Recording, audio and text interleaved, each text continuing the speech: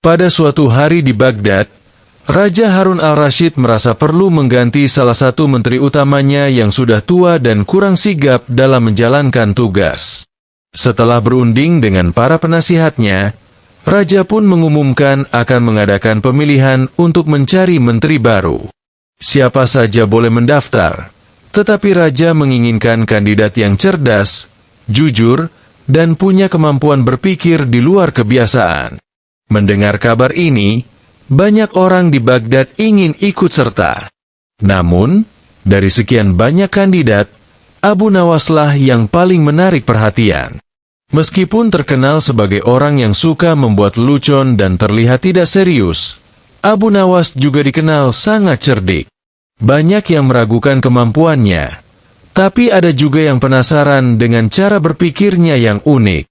Hari demi hari berlalu, dan proses seleksi dimulai. Raja Harun al-Rashid membuat beberapa tantangan untuk para calon menteri. Tantangan pertama adalah teka-teki.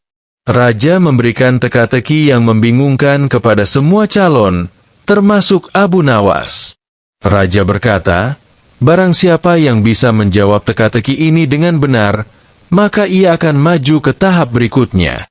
Teka-tekinya adalah, di depan rumah saya ada sebuah sumur, yang di dalamnya ada seekor naga yang tidak bisa berenang. Apa maksudnya? Para calon mulai berpikir keras.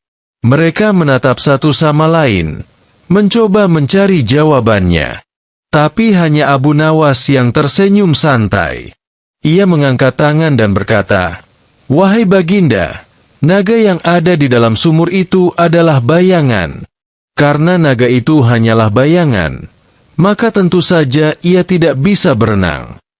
Semua orang terdiam, lalu Raja tertawa terbahak-bahak. "Hebat! Benar sekali, Abu Nawas. Engkau memang selalu punya cara berpikir yang tidak terduga." Dengan jawaban yang tepat itu, Abu Nawas berhasil lolos ke tahap berikutnya. Tapi ini barulah awal dari petualangan serunya dalam perebutan posisi menteri baru.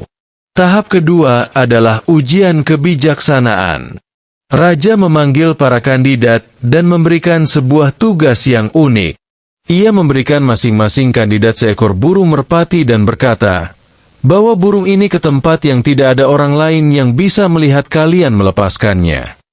Kandidat-kandidat lain pergi mencari tempat yang paling terpencil, ke puncak gunung, ke hutan belantara, dan bahkan ke gua-gua. Tapi Abu Nawas hanya duduk di sudut istana, sambil memegang burung merpatinya. Raja pun penasaran dan bertanya, "Mengapa kau tidak pergi mencari tempat tersembunyi, Abu Nawas?" Abu Nawas menjawab, "Baginda, saya mencari tempat yang tidak ada orang lain yang bisa melihat saya. Namun saya sadar dimanapun saya berada, Tuhan selalu melihat. Jadi, saya tidak bisa menyembunyikan perbuatan saya dari penglihatannya." Raja tertegun mendengar jawaban itu. Ia tersenyum puas, mengakui kebijaksanaan Abu Nawas, dan menyatakan bahwa Abu Nawas berhak melanjutkan ke tahap ketiga. Sementara itu, kandidat lainnya mulai merasa iri dan berbisik-bisik, "Abu Nawas hanya pandai bicara. Kalau tantangannya lebih berat, dia pasti akan gagal." Tahap ketiga ternyata jauh lebih sulit. Kali ini Raja memberikan sebuah tantangan fisik. Ia memberikan masing-masing kandidat sebatang lilin dan berkata, "Kalian harus membawa lilin ini dari istana hingga ke pasar tanpa lilin ini padam. Tetapi, jika lilin kalian mati, maka kalian harus kembali ke sini untuk menyalakannya kembali." Para kandidat segera berlari-lari dengan lilin mereka, berusaha menjaga api lilin tetap menyala. Namun, angin di sepanjang jalan membuat tugas ini sangat sulit. Mereka harus bolak-balik istana, karena lilin mereka selalu padam. Namun, Abu Nawas punya ide cemerlang. Ia tidak berlari seperti yang lain. Sebaliknya, ia membungkus lilinnya dengan selembar kain tipis dan berjalan perlahan-lahan. Angin tidak bisa memadamkan api lilinnya, tetapi udara masih bisa masuk melalui kain itu untuk menjaga api tetap hidup. Dengan tenang, Abu Nawas sampai di pasar tanpa harus kembali ke istana sekalipun. Raja kembali terkesan dengan kecerdikan Abu Nawas. "Abu Nawas, engkau sungguh luar biasa. Loloslah engkau ke tahap akhir," kata raja. Mendengar hal ini, para kandidat yang lain semakin tidak senang. Mereka mulai merasa tidak adil dan berusaha menghasut raja agar menggugurkan Abu Nawas. "Baginda, Abu Nawas hanya beruntung. Jangan biarkan dia menang dengan mudah." Namun, raja tetap pada keputusannya. "Abu Nawas adalah orang yang paling cerdas di antara kalian. Jika kalian merasa dia tidak layak, maka buktikanlah di tantangan terakhir." Tantangan terakhir pun tiba, dan kali ini adalah ujian paling sulit. Raja memberikan Abu Nawas sebuah kantong yang sangat berat dan penuh koin emas. "Abu Nawas, aku ingin kau menggunakan uang ini untuk membantu seluruh rakyat di kota ini, tapi kau tidak boleh menggunakan uang ini untuk keuntungan pribadimu, dan harus habis dalam 1 hari." Abu Nawas menerima tantangan ini dengan tenang. Sementara kandidat lain bingung dan mencoba mencari cara untuk menghabiskan uang itu, Abu Nawas pergi ke pasar. Ia mulai memborong semua barang yang ada, tetapi ia tidak menyimpan barang-barang itu untuk dirinya sendiri. Ia membagikan semua barang yang dibelinya kepada orang-orang miskin di pasar. Semua orang senang menerima bantuan tersebut. Namun, ketika matahari hampir terbenam, kantong Abu Nawas masih menyisakan beberapa koin. Ia pun berpikir keras bagaimana menghabiskan uang ini. Lalu ia mendapatkan ide gila. Abu Nawas kembali ke istana dan berkata kepada raja, "Baginda, izinkan hamba membeli barang yang paling berharga di dunia ini." Raja penasaran dan bertanya, "Apa yang ingin kau beli, Abu Nawas?" Abu Nawas menjawab, "Saya ingin membeli nasihat dan pelajaran dari Baginda. Hamba akan membayar sisa uang ini sebagai imbalannya." Raja tertawa terbahak-bahak mendengar ide Abu Nawas. "Baiklah, Abu Nawas, engkau sungguh pandai memutarbalikkan keadaan. Engkau benar-benar tahu bagaimana menghabiskan uang ini tanpa melanggar syarat. Engkau memang pantas menjadi menteri baru." Akhirnya, Abu Nawas terpilih menjadi menteri baru. Meskipun banyak yang awalnya meragukannya, ia berhasil membuktikan bahwa kecerdikan, kebijaksanaan, dan akalnya yang kreatif bisa membawa perubahan. Selama masa jabatannya sebagai menteri, ia banyak membantu rakyat dan memberikan nasihat-nasihat yang bijak kepada raja. Para kandidat lain yang sebelumnya iri dan meremehkan Abu Nawas, akhirnya mengakui bahwa Abu Nawas memang pantas menjadi menteri. Mereka belajar bahwa terkadang, seseorang yang terlihat berbeda justru memiliki kelebihan yang tidak terlihat oleh orang lain. Dan begitulah, Abu Nawas kembali membuat kisah yang lucu dan penuh hikmah, menjadi legenda yang terus dikenang di Baghdad. Pada suatu masa di kerajaan Baghdad, hidup seorang pria cerdas dan penuh tipu daya bernama Abu Nawas. Ia terkenal karena kecerdikannya yang seringkali menolong orang-orang dan kadang memperdaya mereka yang kurang bijak. Pada suatu hari, Raja Harun al-Rashid memutuskan untuk melantik seorang menteri baru. Pemilihan menteri ini menjadi pembicaraan hangat di seluruh negeri, karena posisi tersebut sangatlah penting dan penuh tantangan.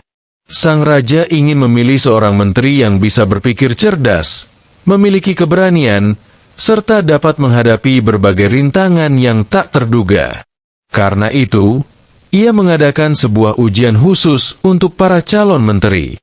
Mereka harus melewati berbagai macam rintangan dan teka-teki, dan di akhir ujian, raja sendiri yang akan menilai siapa yang paling pantas menjadi menteri.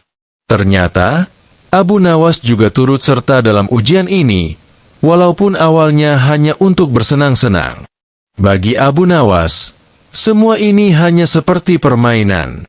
Para calon menteri yang lain memandang Abu Nawas dengan tatapan meremehkan, karena menurut mereka, bagaimana mungkin seorang rakyat biasa seperti dia mampu bersaing dalam ujian berat tersebut? Tahap pertama, teka-teki labirin istana. Ujian pertama adalah mencari jalan keluar dari labirin istana yang rumit. Para calon menteri yang lain terjebak di dalam labirin tersebut selama berjam-jam, berputar-putar tanpa arah. Namun, Abu Nawas memiliki ide yang jenaka. Ia tidak mencoba mencari jalan keluar dengan terburu-buru, melainkan ia duduk di tengah labirin dan berpikir sejenak.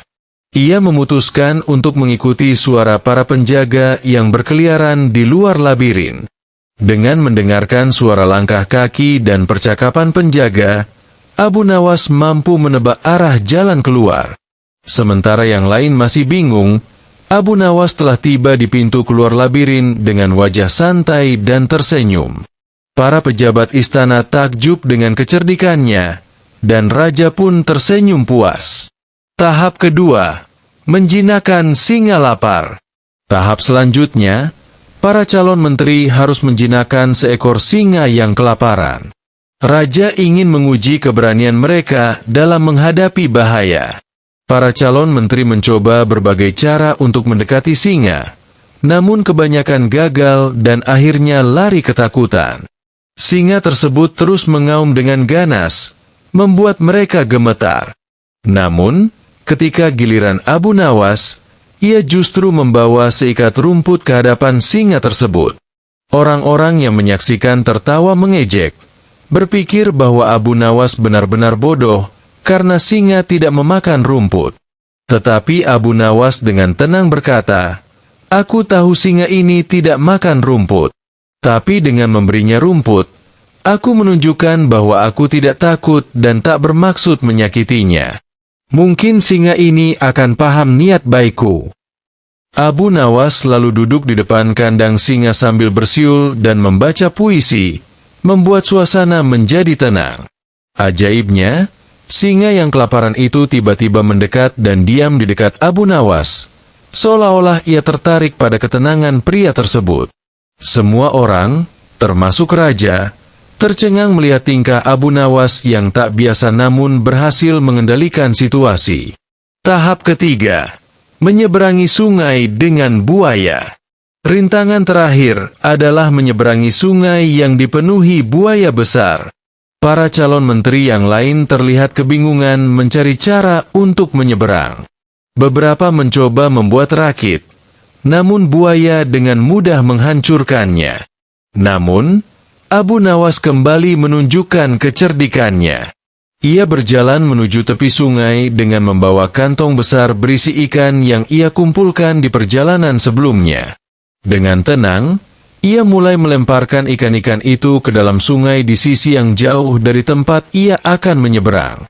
Buaya-buaya yang kelaparan segera berbondong-bondong menuju ikan-ikan tersebut, sementara Abu Nawas dengan cepat menyeberangi sungai di sisi yang kosong dari buaya. Ia berhasil sampai ke tepi sungai yang lain tanpa ada buaya yang menghalangi. Para penonton dan raja kembali kagum dengan kecerdasannya yang penuh siasat. Misteri terakhir, jawaban Abu Nawas untuk sang raja. Setelah melewati semua ujian, tiba waktunya bagi raja untuk mengajukan pertanyaan terakhir kepada Abu Nawas. Raja berkata, "Wahai Abu Nawas, kamu telah menunjukkan kecerdikanmu dalam setiap tantangan. Tapi kini aku punya satu pertanyaan. Apa yang harus dilakukan oleh seorang menteri ketika menghadapi masalah yang sangat besar dan sulit dipecahkan?" Abu Nawas berpikir sejenak dan kemudian menjawab dengan senyuman bijak, "Wahai Paduka Raja, dalam menghadapi masalah yang sangat besar, seorang menteri harus tahu kapan ia harus menghadapi dengan berani, kapan ia harus berpikir tenang, dan kapan ia harus mencari solusi yang tidak biasa. Karena terkadang, jawaban dari masalah besar tidak selalu terletak pada kekuatan, tetapi pada akal dan kebijaksanaan yang jernih." Mendengar jawaban tersebut, Raja Harun al-Rasyid terdiam dan kemudian tersenyum. Ia mengakui bahwa Abu Nawas memiliki pemahaman yang sangat mendalam dan bijaksana. Akhirnya, Raja mengumumkan bahwa Abu Nawas adalah orang yang paling pantas menjadi menteri baru. Para calon menteri yang lain hanya bisa menundukkan kepala, mengakui kecerdikan dan kebijaksanaan Abu Nawas. Penutup, menteri baru yang tak terduga. Setelah dilantik, Abu Nawas menjalankan tugasnya dengan penuh kejenakaan dan kebijaksanaan. Ia membawa banyak perubahan di kerajaan, mulai dari cara berpikir yang kreatif, hingga kebijakan-kebijakan yang seringkali di luar dugaan tetapi selalu membawa kebaikan. Banyak rakyat yang mengaguminya, dan kisah pelantikannya menjadi bahan cerita yang viral di seluruh Baghdad. Raja dan para pejabat istana kini tahu bahwa meski kadang terlihat jenaka dan tidak serius, Abu Nawas adalah orang yang paling mampu menghadapi segala rintangan dengan cara-cara yang unik dan penuh petualangan. Dan meskipun ia sering mengeluarkan lelucon, namun setiap tindakannya selalu menyimpan kebijaksanaan yang dalam.